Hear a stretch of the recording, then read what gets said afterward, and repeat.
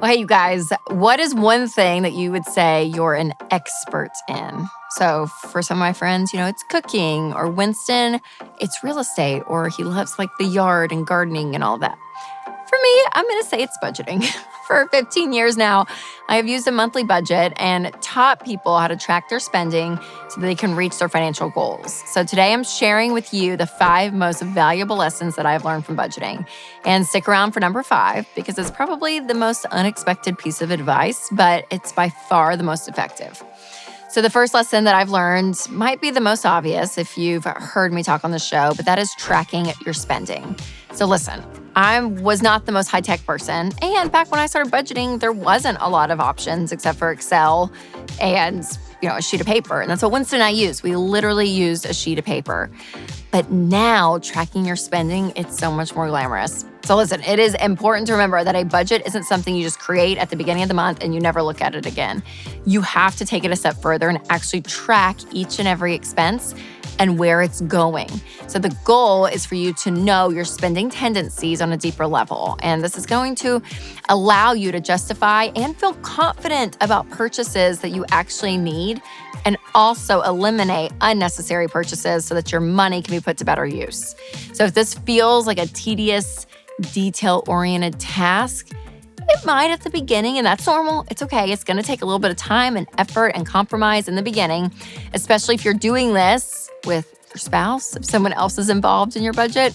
But I can promise you this, once you get in the habit and you start tracking your spending, your discipline increases, communication in your marriage increases, and eventually your margin increases so you can start tackling more of your money goals that are important to you. So, like I said, tracking your spending is insanely easy now with the EveryDollar app. So EveryDollar Premium, it attaches to your bank account, and you go through, and every day I open it and there's like a little bubble that pops up and it's like 4 transactions. You click on it, you drag and drop it to the category that's necessary, and then you see how much money is left in the category, and it just helps you keep track of what's going on. So I will leave a link for you to really dig deeper into EveryDollar and everydollar.com. So I will put that down below.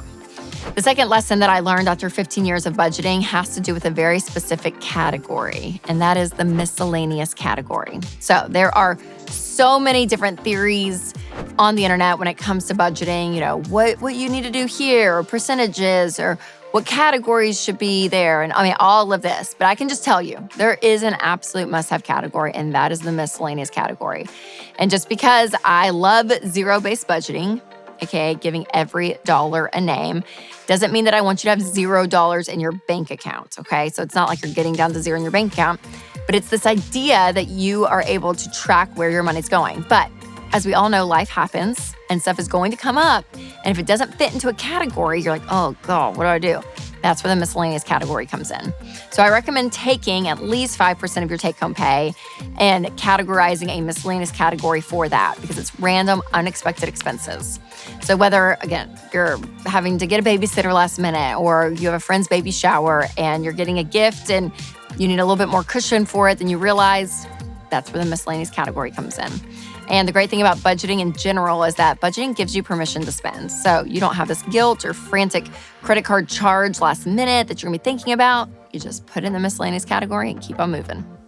The third thing that I've learned about budgeting is that your budget is gonna be different every single month. So my family's expenses in December are not the same as my family's expenses in February.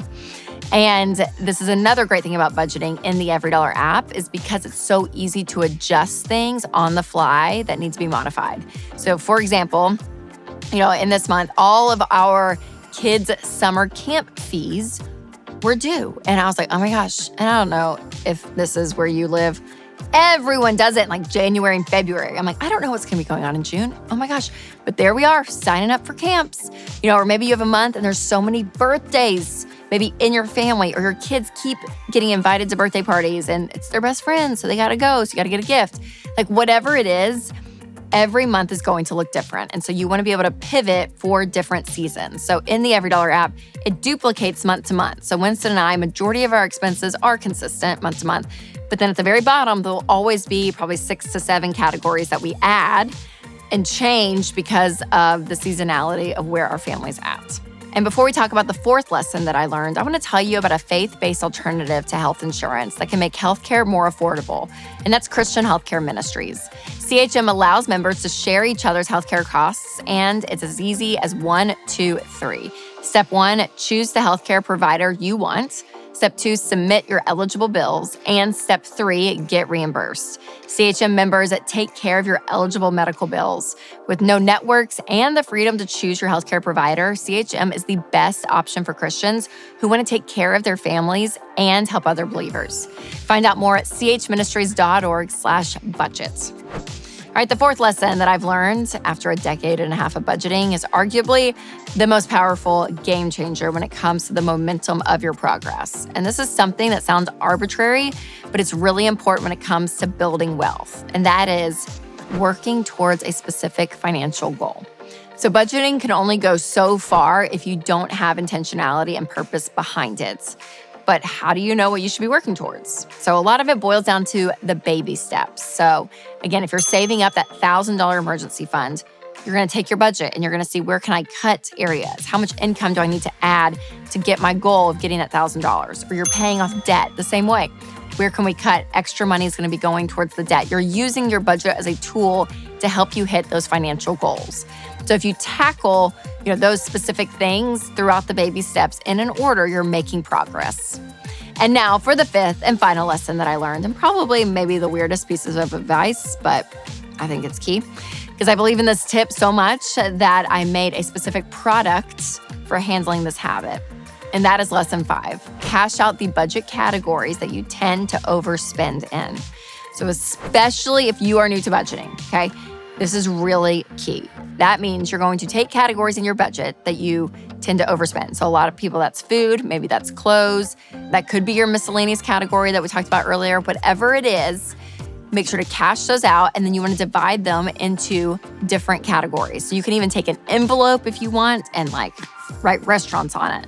Or you could use my personal favorite, the Cruze wallet, because I made it directly for this whole thing because I'm I want you to be able to carry cash around, be intentional with these categories, and for it to be cute. So I think the envelope system is great. And again, if you are early on in budgeting, this is one of the best things that you can do because it keeps you accountable. When you only have cash, studies show you think twice about spending, you actually end up spending less, and you know where your money's going. And it may be, at times it's going to take some extra effort. It may not be very convenient. And listen, we love Apple Pay, but just try it for a season and see what happens to actually watch your money leave. It's really powerful.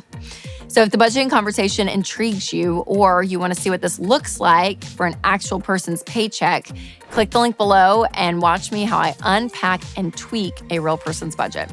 And if you've never tried an every dollar budget, trust me, you'll want to do this ASAP. I will leave a link below so that you can create your first budget today. So remember, you guys, to take control of your money and create a life you love.